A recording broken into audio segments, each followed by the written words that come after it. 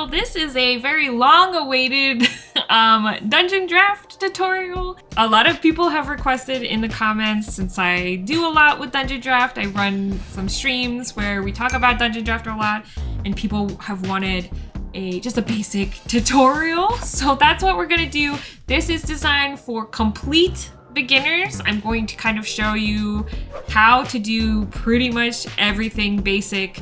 I will include timestamps down below so that you can come back to this as you go. If you're not familiar with Dungeondraft, I'll throw the pricing up on the screen. It is a one-time purchase. It's made by an indie dev and it is my map making tool of choice. If you're looking for more advanced tutorials, say you know the basics of Dungeondraft, I actually do usually a monthly stream with Birdie Maps, but I have a playlist of some of those streams I'll put down below. And he is actually a professional map maker, and that is where I've gotten all of my map making tips from. Without further ado, let's dive into Dungeondraft, shall we? If you like what you're watching, consider supporting me on Patreon, the best way to support creators on YouTube. You can get behind the scenes, plus you can get ad-free versions of my videos. Also, live streams, there's shop discounts, hopefully some paper products coming out, definitely a magazine in the works. There's lots of stuff there. Link in the description.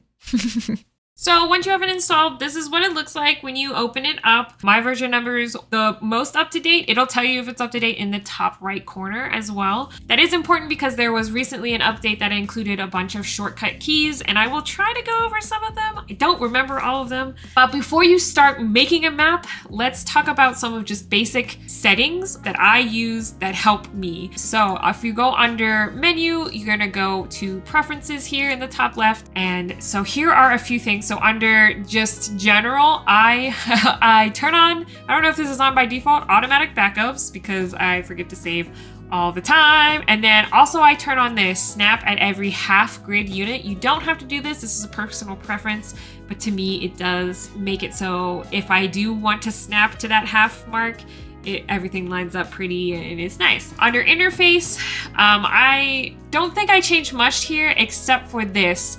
Load full preview after hovering, and I changed this to 0 seconds. Otherwise, you have a delay when you hover over objects, and so it takes longer to like filter through and see them. So turn that to 0. And then you can see some of the shortcuts here, but again, I don't always know all of those. We're not gonna go into like assets and mods today. We're gonna keep it just bare minimum because I want this to be very beginner friendly. But if you want to learn about importing or adding assets and mods, we can talk about that at the end, and I'll put a timestamp down below. Now that you have your basic settings set up, let's talk about the map we're going to create. So I highly recommend that in the beginning, you don't make maps from scratch, and there's many reasons why. I also highly recommend that you keep maps small in the beginning, like 20 by 20, like keep it really, really small. There's two reasons for this. When you are recreating maps that you see online or you have pictures of in, say, like books or something, you learn the general layout of how these maps should flow, and that helps you build a map from scratch.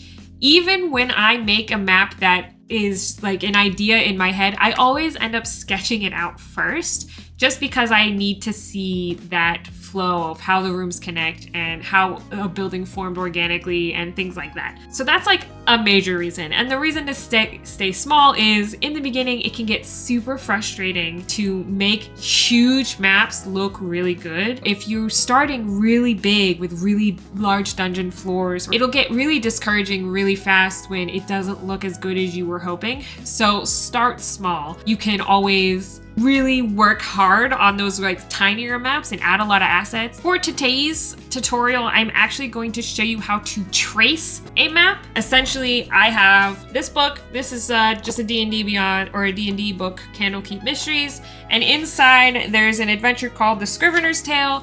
And there is this beautiful library here called Haven of the Red Quill. We're going to recreate this map because it's already got a layout figured out. It is bigger than I would recommend starting with, but I chose a bigger map so that I could show multiple things like a circle room and a cave scenario here. So this kind of map had a little bit of everything, and I wanted to be able to show you guys a little bit of everything, even though this is a beginner tutorial, because I don't know what map you will start with. But I highly recommend starting with something that's already created layout wise and kind of copying it. D&D books are especially good for this. I also considered a map from some of my other sources. Typically what I am doing anyway is I have a lot of books, but I actually play virtually. So I end up doing this method a lot. So the first thing you're gonna wanna do is, of course, create the map itself, and you're gonna need to know the dimensions of the map. I've already counted the squares on this particular map. So you're gonna go on the top here and hit new, and this is where you're going to pick your map size. You can set a standard. So if you're doing a lot of 20 by 20 maps, you could do that and set a standard and create a whole thing. I don't usually do that. I usually just change the tile numbers. So I counted the squares out, and I'm gonna add 2 squares to each side just so I have a little bit of wiggle room in case. Width is going to be 45 tiles and height is going to be 32 when I add that. On here you can change all sorts of stuff, but for this tutorial I'm trying to keep it basic and I don't have all my asset packs. You can start with a map wizard. It's going to like randomly generate a map for you. And then here you can edit your asset pack selection, which will bring up this whole thing. Yours should be empty, but you can see I've turned all of mine off for the purposes of this tutorial. I highly recommend you don't use any assets or asset packs in the beginning because it's best to learn the tool in its barest function with its bare assets, because you'll be surprised how much you can do with just the bare minimum anyway. But that's how I learned first, as I didn't use any map assets or packs for probably a year and a half before I started trying to find specific things for specific map builds in mind. Let's go. So we'll hit OK.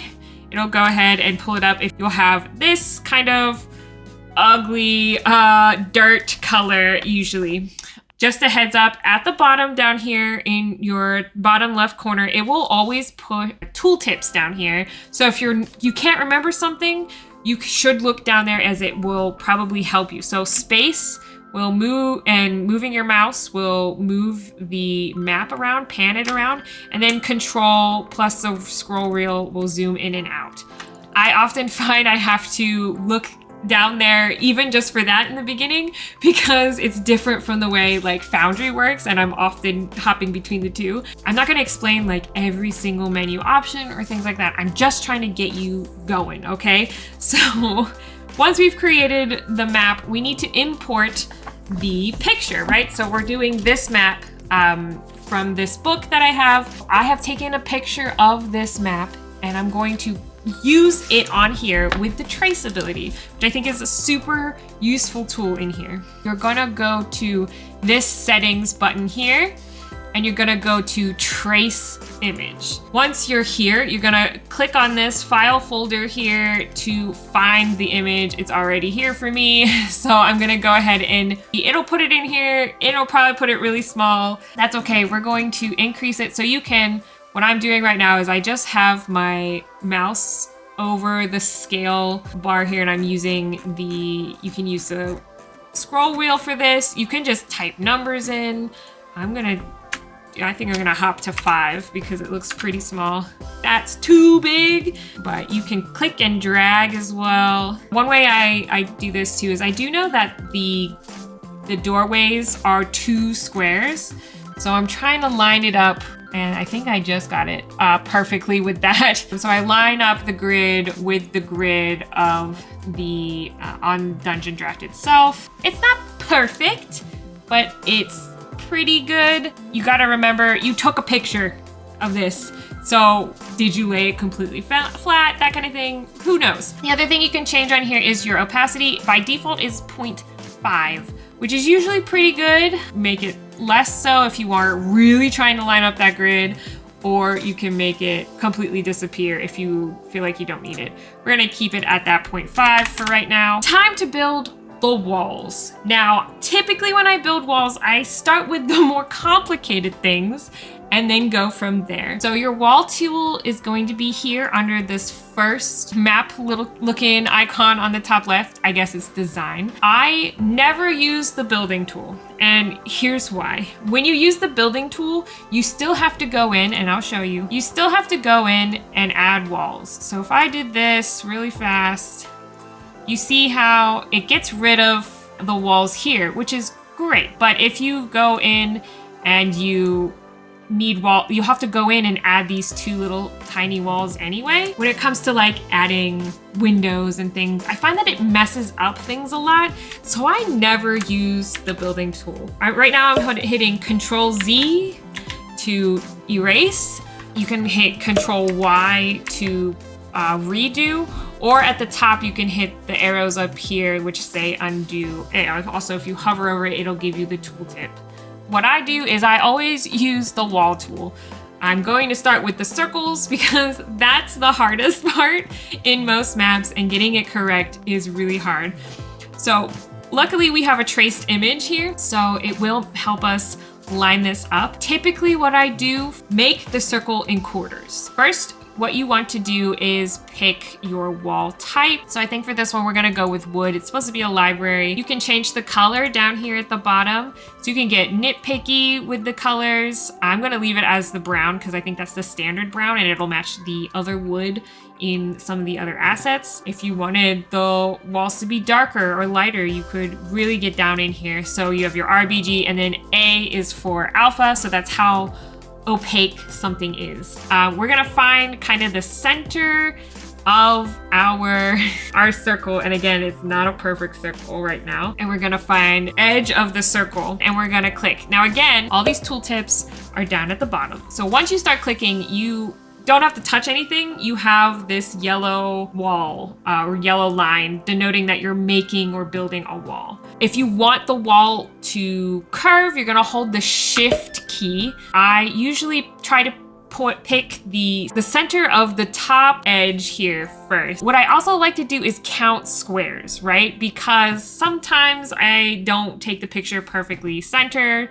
So we've got 1, 2, 3, 9 squares to the center. 1, 2, 3, and 9 squares to the top is right here. So I'll hold Shift, it'll turn your line pink, so that's why it's hard to see right now. And then I'll click. When you do that, you'll then get this pink curve. It's gonna be pretty hard to see. You wanna click where it is equidistant from both of the 2 points that you originally put down. So we're talking probably 9 up and 9 to the left. So 1, 2, 3. So yeah, so this point here should make it a perfect circle. Should. It'll also tell you the position of your points down in the bottom right, behind where my head is right now. But looking at it now, I can kind of see it looks like it is 1 below, and when I recounted it, and it is off by 1. So I actually have to undo. So if you ever have to undo, you just hit the backspace button. It'll undo your last point. So then I can go ahead and try again. So 1, 2, 3, 4, 5, 9 is up here. And then this should be now a perfect circle, and then we'll do the rest here. So when you go to click the final points together, it'll turn your circle blue, saying that you're closing a whole shape. I'm gonna let go of the Shift button, and that should be a perfect circle. I know it looks off based on our traced image, but remember, probably wasn't holding that perfectly still and straight. Now we can work on the other walls. It's not gonna be a perfect match, and it doesn't have to be, but we're just gonna go along the outside, click and drop points, lining it up with the walls here. If you want to finish out a line, you want to right click to finish it. You can also hit Enter, I believe. Yes, that's what it says down here at the bottom, but right click is the easiest, and then you can start doing your next few points. I forgot there was a circle wall here. Again, you can always hit backspace or Control Z to undo, and I'll do another circle wall here. So we're actually gonna start with the bottom point. It looks like it's 3 by 3. So 3 by 3.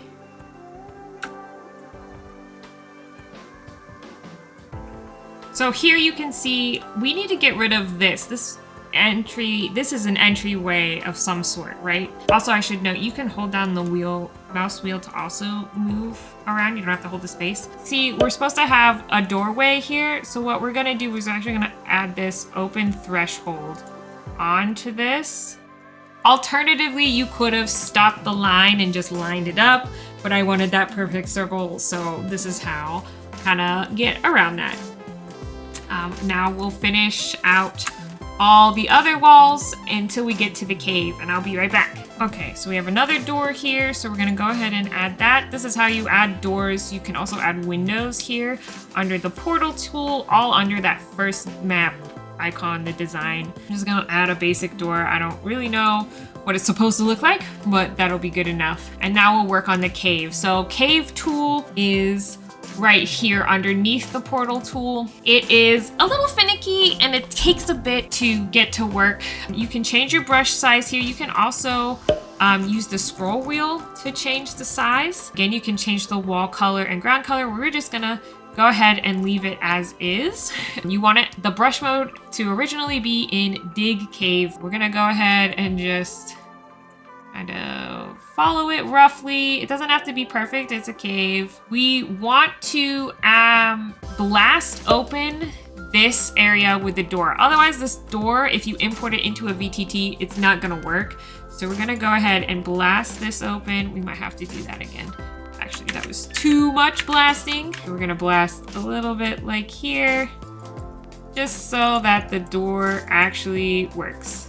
All right, so there we have all of our basic walls, and we can probably turn off the map tracing now. So you can do that again by just going back to that settings and turning the opacity way down. You can also hit, as it says here, the T button, and that'll remove it completely. And you can do that on and off if you want to be able to like reference where like sarcophagus or those bookshelves are going to be placed. Another thing I like to do with the caves is actually blast open that middle section here, and I will explain why in a second.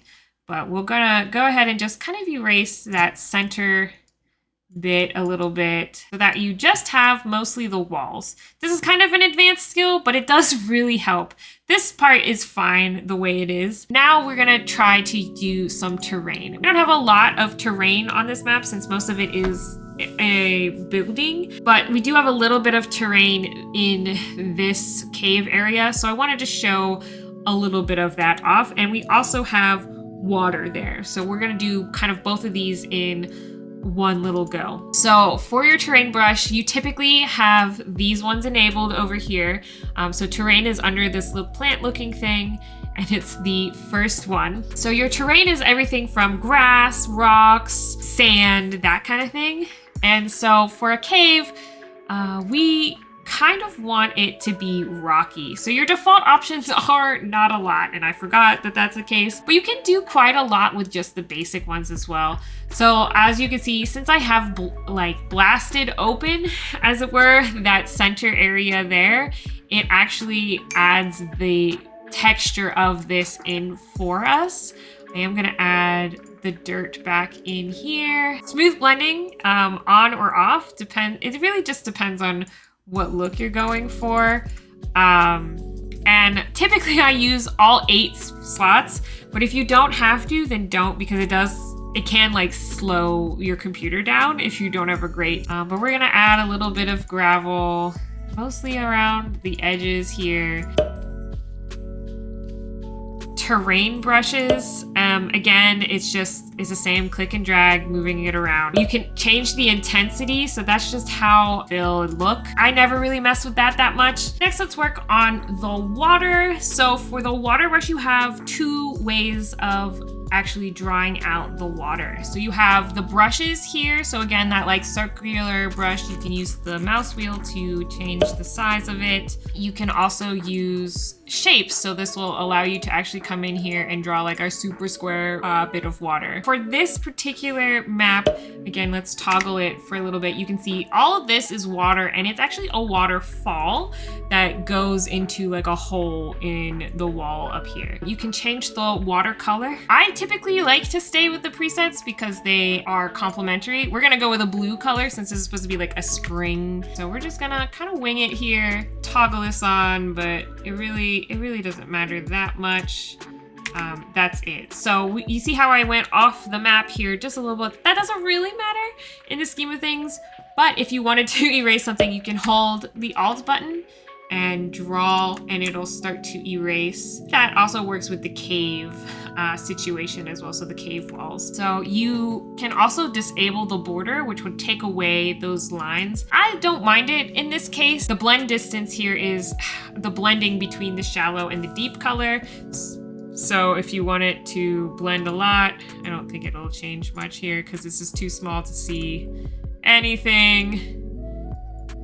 Yeah, it's too small to really see the difference, but that would be how you changed how far away things blend. Next, let's talk about our other flooring in these other sections, right? So we're gonna go back to the building section here, and we're gonna go to the pattern shape tool. This is the best way, I think, to put flooring down. Typically I like to do is like mix and match everything. So again, these are just the very basic assets that you will have. If this is a library, I think it'll probably be wood flooring. You can change your color. I think I'm gonna make it just a little bit darker, something like that. The color's gonna look different for you because I always have like filters on. So you have 3 types of shapes. You have your circle shape, which we probably won't use. And then you have the square, and this one is like the easiest, I think, to use. We do obviously have like rectangles and stuff. I didn't put doors here. I think there's doors there.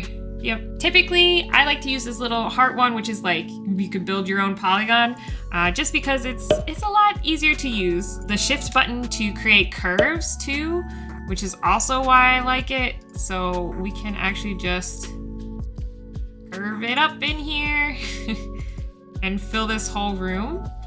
The other reason I like to use this tool is because I typically make a whole room the same pattern. Ooh, that might be too much of that kind of pattern, and we will fix it, don't worry. If you're using this rectangle tool, you'll want to like click and drag, and it'll only let you do this area, which is fine. But then when you want to delete it or move it, you really have to go in and delete each individual piece. Whereas if we do it with this other tool, you can get really specific with it. And now that whole room is all one shape, right? I know that there was a special like pattern in the center here. I'm gonna try to recreate that a little bit, and I'll be back once I'm done putting my patterns down for the floor. Another thing I want to add is you can change the color. So when you do this, you can actually use this little eyedropper tool in the bottom left. You can actually select a color from the map itself. So I wanted to match this like gray color. And the other thing I have on right now is the outline. This is great if you're making like little borders around other things, and then you can make things really pop. Otherwise, you probably don't want it in general, but we're gonna go ahead. We're gonna do like this. And then you see now I have like a little border in the middle of the room. So that really breaks up all of that pattern. Other items will go on the floor too, and that will help break up the pattern as well. But just wanted to show that little tip off, and then I'll keep going. Okay, so that's basic flooring. I probably will come in and edit this big circular room because there's so much pattern going on there. But that should be your basic patterns. The other thing I wanted to go over was paths. There's actually a cliff, and this is actually a waterfall here. And I think this is the perfect opportunity to learn how to use the path tool And we will also need the path tool for in here, which you can't see now, but has a spiral staircase. And this is the perfect opportunity for that as well. So we're gonna start with this. Path tool is under the second iconic terrain brush area. Now you only have basic assets, so your options are limited on things, but there is a cliff face here. So we're gonna go ahead and we can click on that over here. Again, remember how I said to turn your load times down? You can see as I hover over each of these on the left top here, it instantly pops up, and you want that to happen. I haven't really talked about layers. You can change your layer here, like if you want it to be below the water, which we kind of do need it to be below the water a little bit. So we're gonna go ahead and click that, because it is beneath. This is supposed to be like a waterfall, so we want that to be down below. And then the sorting is just on the layer if you want to put it above or below the current assets. Width is how big, so 1 is like, you know, yeah, it's almost a full tile there. Increase it or decrease it. If this is like, say you're building a small fence or something and you want it to block light, you can turn this block light button on, and then when you export it to your VTT, it will do that for you. You can also mess with transitions. So this is great if you want to denote that something's getting further away from you or ease into like hills or cliffs. Typically, I don't use that transition button much unless it's something very specific, because you can kind of hide the edges of all of it with objects, and so it's not something you really need to focus on too much. I've not changed anything except for putting this below the water line, and I'm gonna go ahead and do that. I need it to go the other way, so that's one thing that you have to kind of get used to, is the paths always face in one direction, so you want the light to be higher than the shadow, so just keep that in mind. So that should be good, but I might actually edit the points just a little bit. Okay, let's turn my snap off. So you can always turn snap and the grid off down here at the bottom. We're gonna turn the snap off so that I can adjust this point just a bit. Add a second point on here to kind of curve it.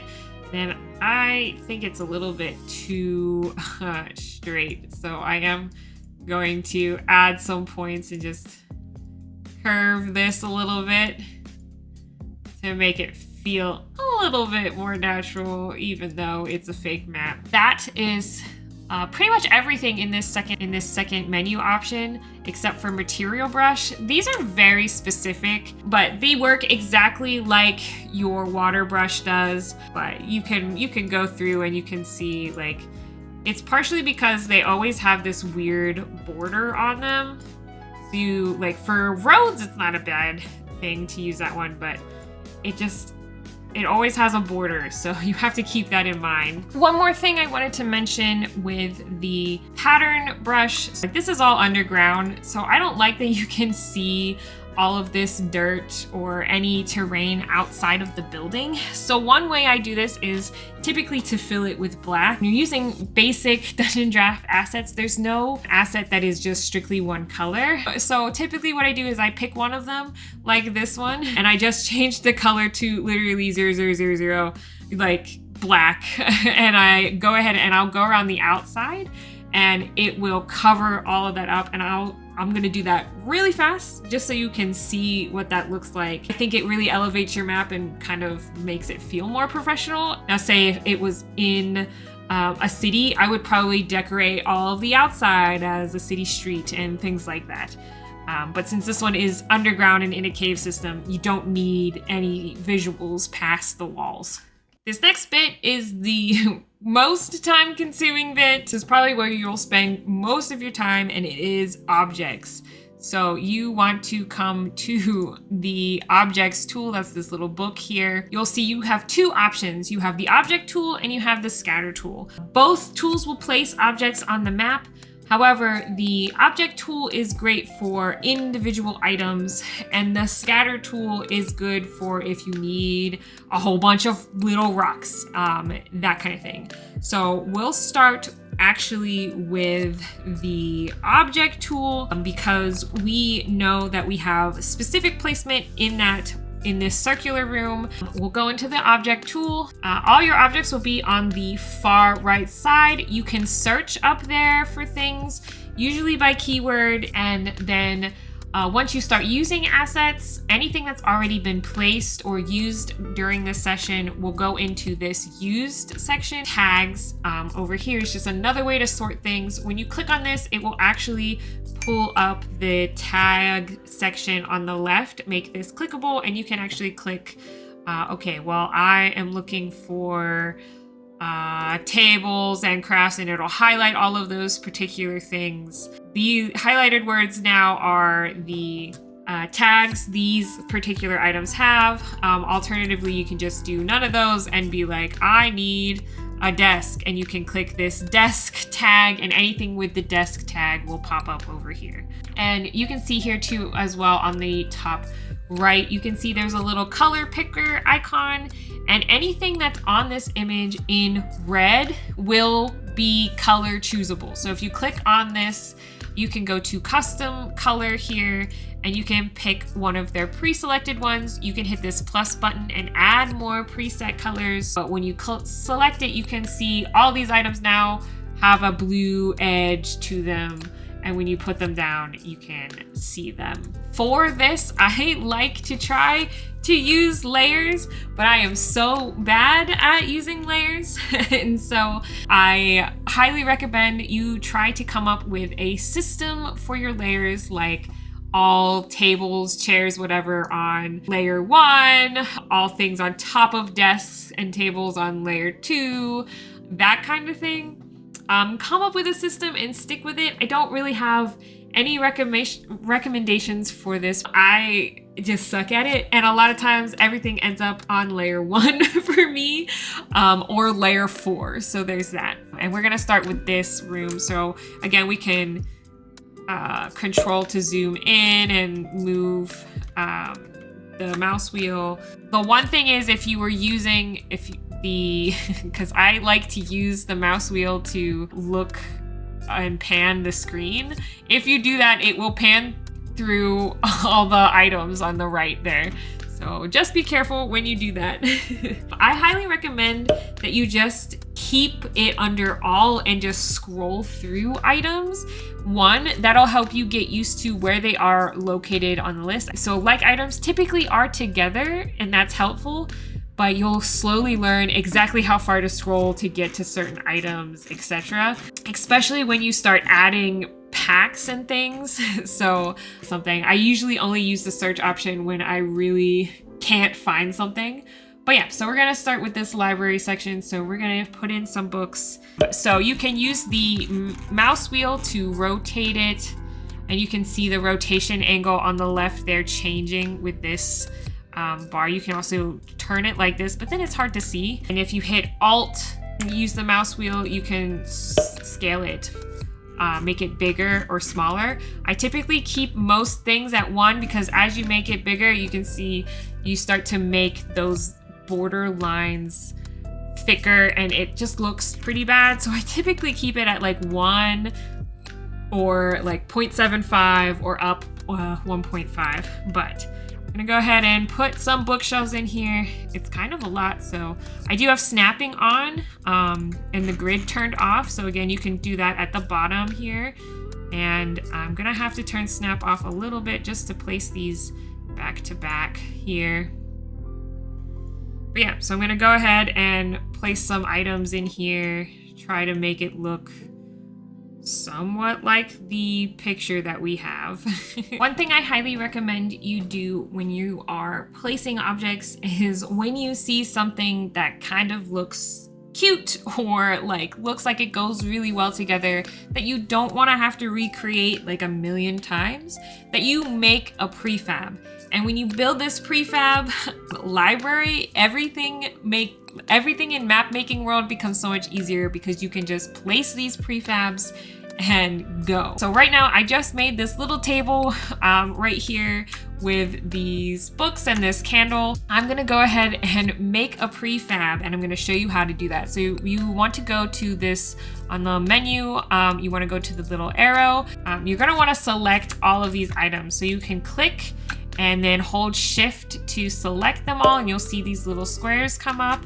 Alternatively, you can click and drag to select, but it often messes up because, as you can see, I can click and drag on anything, including this, which made that whole section go off. So if you want to just select objects, what you want to do is go to filter up here, uncheck everything, and then just select objects here. And then when you click and drag, you will only be able to select just those objects. Once you select all of them together, you have everything you want in your prefab. You're gonna go down and hit this Make Prefab button, and then it's going to say, ask you where you want to save this. I have one that is literally furniture, and then I'm going to name this Table with Book.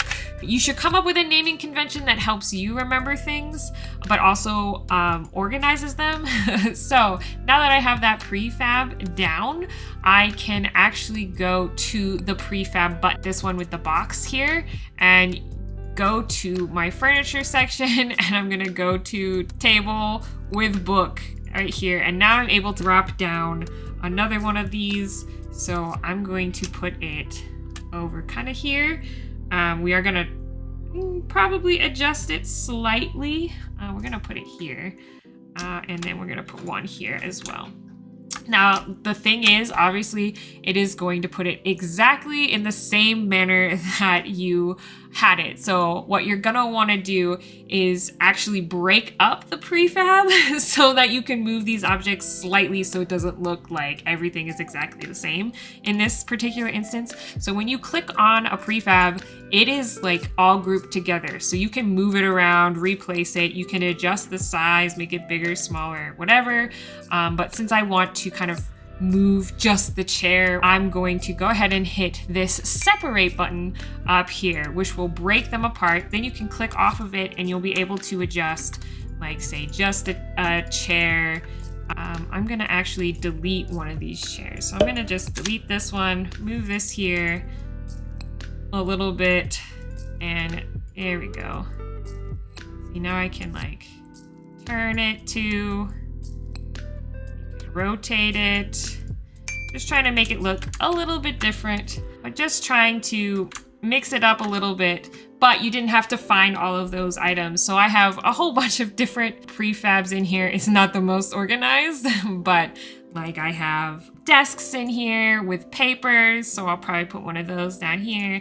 And now I have like a whole little setup I didn't have to think about to add later. So I highly recommend doing this kind of thing as you go. Anytime you make like a desk with a bunch of items, just make a prefab, save it, and then you can use it later. I realized I never did the stairs in that one room, so I need to go back and show that under paths. So you go to the path tool, you can find, I think this is a stone, is that a stone stairs?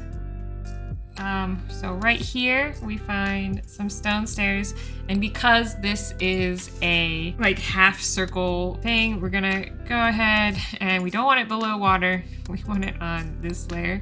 Again, you can hold shift and you'll be able to curve it. Now that point wasn't perfect, so but yeah, you select and we'll just do it little by little. Is usually the easiest when it comes to curving paths. I accidentally put an extra point here, so we're just gonna delete that point and it should go away there. So there's like a fancy design, almost circle of sorts in the center of this floor. So I'm gonna use, I think I'm gonna use this.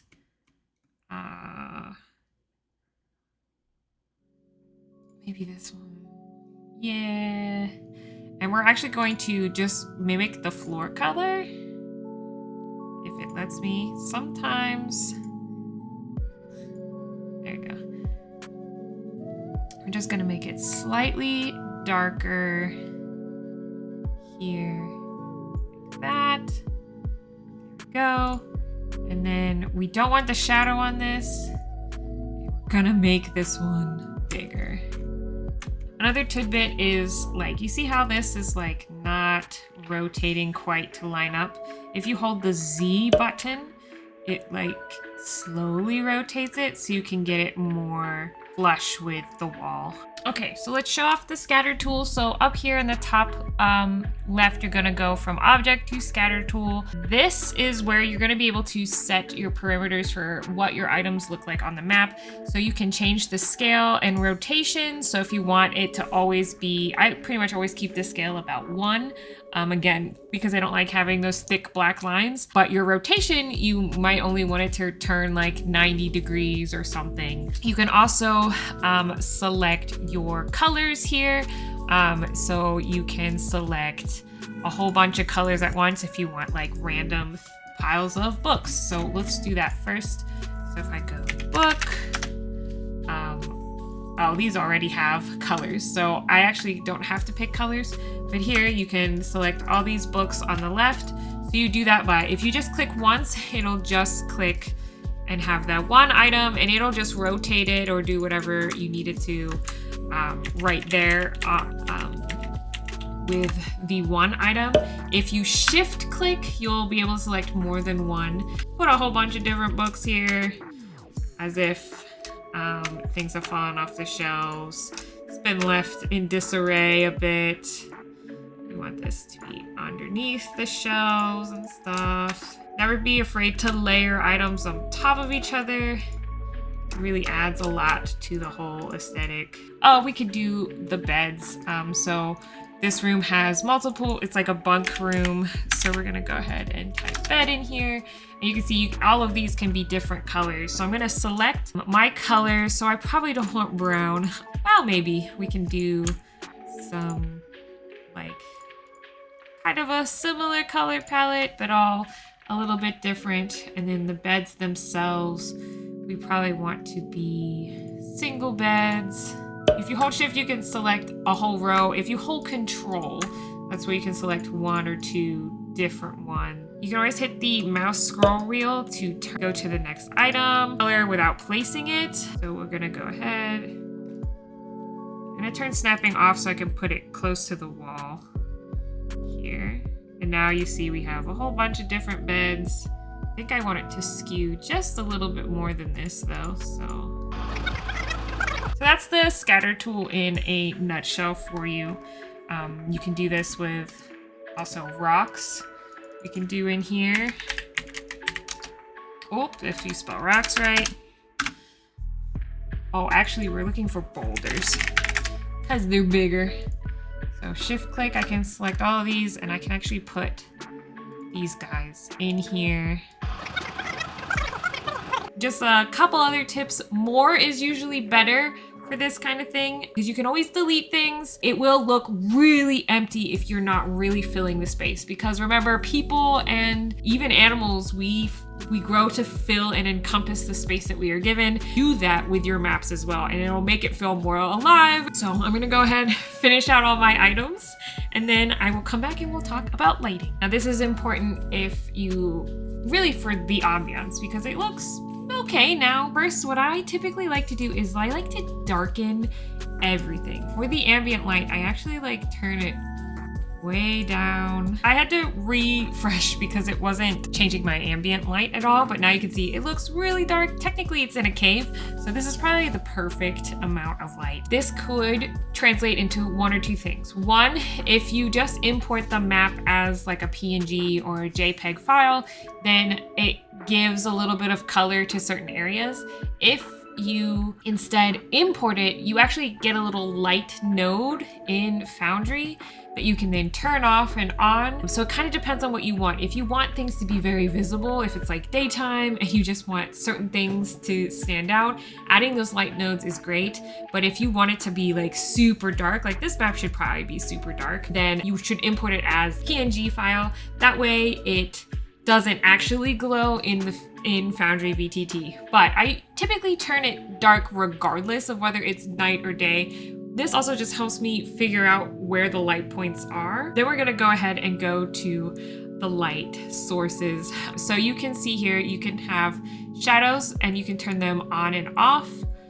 So I think like it's easier to see here where you have a shadow. The range is how big it is again, so you can use your scroll wheel to move up and down, Alt to rotate the light. It doesn't matter so much with the 3 default intensity, just shows like how bright. So if I go to like 5, you can see how bright that light gets. I'm going with a dull glow. First one kind of looks like a torch. There aren't any torches down here, any light sources down here that I saw of. I'm gonna either use this second one, which has like a bright point and then it fades out, or this final one that kind of just adds a light glow to things. Kind of point out things on the map. I also will put some light on these candles, and when I import it to Foundry, I'll turn those off. This is in case my players end up lighting the candles and then they would, you know, have a light source in the room. Actually, I'm going to change the colors a bit here as well to like a dull, dark blue. And we're gonna do this, make the water kind of stand out a little bit. And I like the intensity to be really low because you can layer it pretty easily.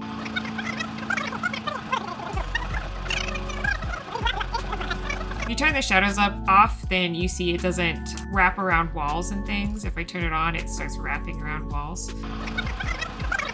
You just start to figure out like how the shadows work the more you do this. Again, that Krogger's shadow and light pack is really, really nice because you get more options, and I like to often put shadows on the or light on the opposite wall because it reflects off of that.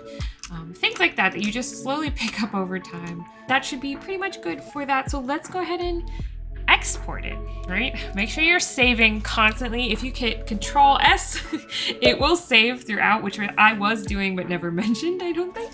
So there's that. Up at the top, you're gonna look for that camera, or you can hit Control E as the pop-up tells you. For a VTT, you probably want your grid and your lighting on.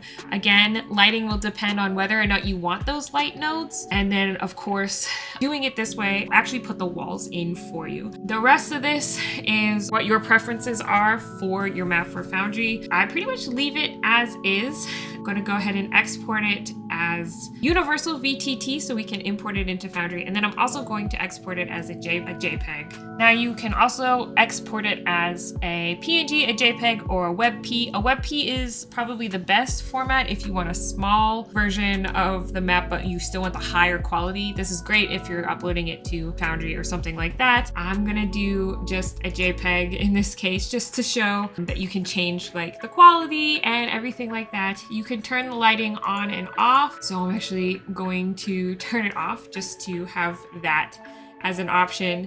And then you can turn on and off the grid. Usually I export it without the grid on, but when you do that, make a note of your PPI. You can also figure this out on your own later, but it's a little bit of math, and we're gonna go ahead and export it, and then I'll see you in Foundry. So we're in Foundry now. My big head is gonna be in the way, so I'm just gonna move myself over. But you see, I have the Universal Battle Map Importer module. You need this module to be able to import the VTT version of your Dungeondraft map. Go find it. It's like all other modules. Turn it on. Literally, you never have to touch it again. But we're gonna go ahead and hit the import button. We can name this scene, and you're gonna wanna convert it to WebP because again, it saves storage space. You're gonna go to your upload path and gonna go ahead and select, we're gonna upload it to our scenes section. And then, so fidelity is just like, if it's a really complicated map, how much do you want it to put every single wall in,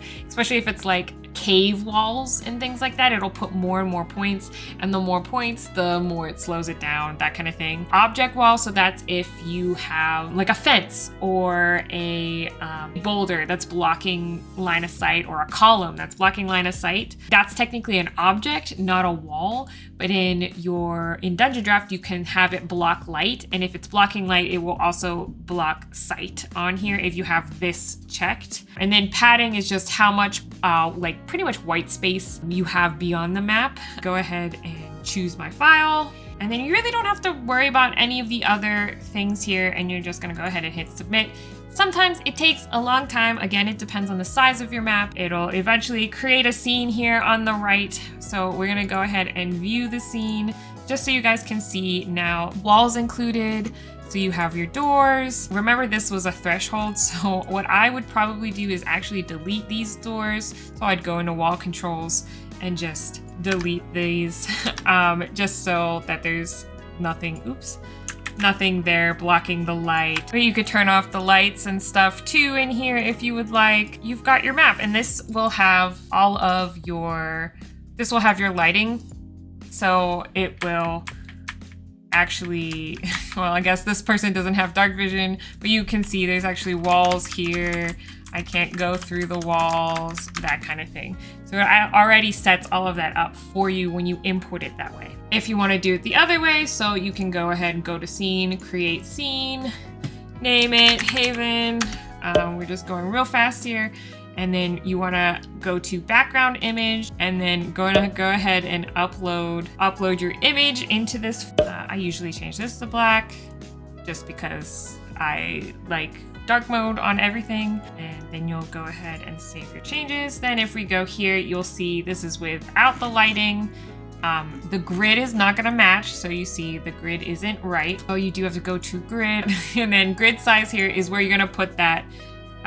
It was 220 ppi. We're gonna go ahead and save. You might still have to move things around, but most of the time it should be perfect. Yep, but do remember that means if you do it that way, there are no walls on here, there's no lighting. So if I drag a token through here, we really need to give them dark vision though, I guess. Here we go. Oh, dark vision, 60 feet.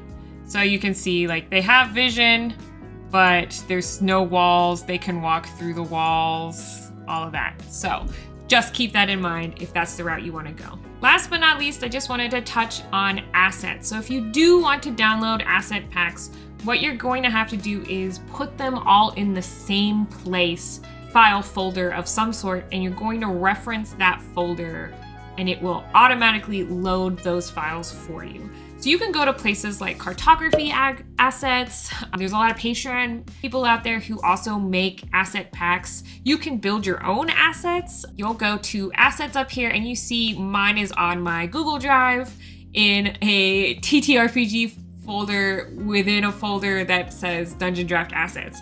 And they are all listed in there. Dungeondraft assets, and here they are. They're all saved as Dungeondraft pack assets, and they're all just in this folder. So once you have that, it automatically pulls all those in for you and you can turn them on. I highly recommend any of Scront's assets as they match that style.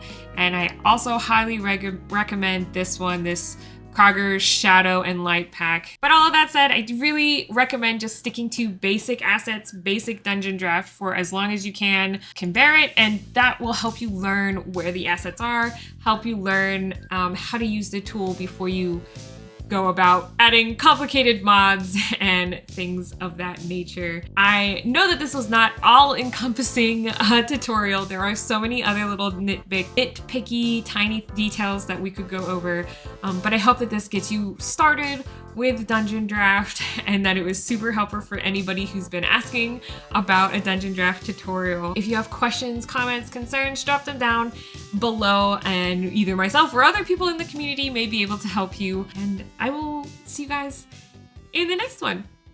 Bye!